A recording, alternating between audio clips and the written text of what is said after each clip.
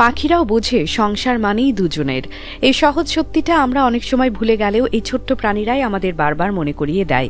একটু খেয়াল করলে দেখবেন একজোড়া জল মুরগি বা ইউরেশিয়ান কুট পাখি কিভাবে তাদের ঘর তৈরি করে। একজন হয়তো সাঁতরে এদিক ওদিক থেকে জোগাড় করে আনে শ্যাওলা, ছোট ডালপালা আর শুকনো পাতা, অন্যজন সেই সব জিনিস পরম যত্নে সাজিয়ে গুছিয়ে তৈরি করছে তাদের ভবিষ্যৎ প্রজন্মের জন্য একটি নিরাপদ আশ্রয়।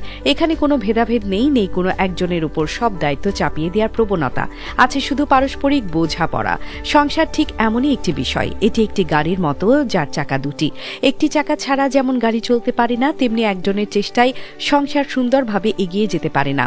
যখন দুজন মানুষ একসাথে পথ চলার সিদ্ধান্ত নেয়, তখন তাদের সুখ দুঃখ ভালো মন্দ সবকিছুই ভাগাভাগি হয়ে যায়।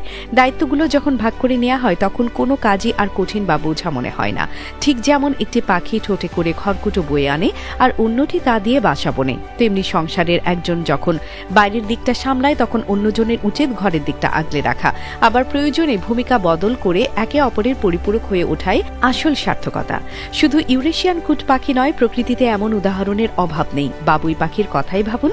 পুরুষ পাখিটি কি অসামান্য শিল্প নৈপুণ্যে বাসা বানায় তার সঙ্গিনীকে আকৃষ্ট করার জন্য?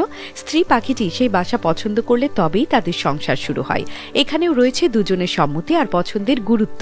আবার বরফ ঢাকা রাজ্যে পেঙ্গুইনের দিকে তাকালে দেখা যায় অপূর্ব এক ত্যাগের ছবি। মা পেঙ্গুইন ডিম পেড়ে খাবারের সন্ধানে সমুদ্রে চলে গেলে বাবা পেঙ্গুইন দিনের পর দিন অভুক্ত থেকে সেই ডিমে তা দেয়।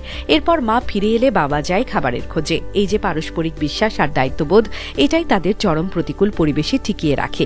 মানুষের জীবনেও এর থেকে বড় শিক্ষা আর কিছুই হতে পারে না। সংসার মানে শুধু একসাথে থাকা নয়, একে অপরের শক্তি হয়ে ওঠা।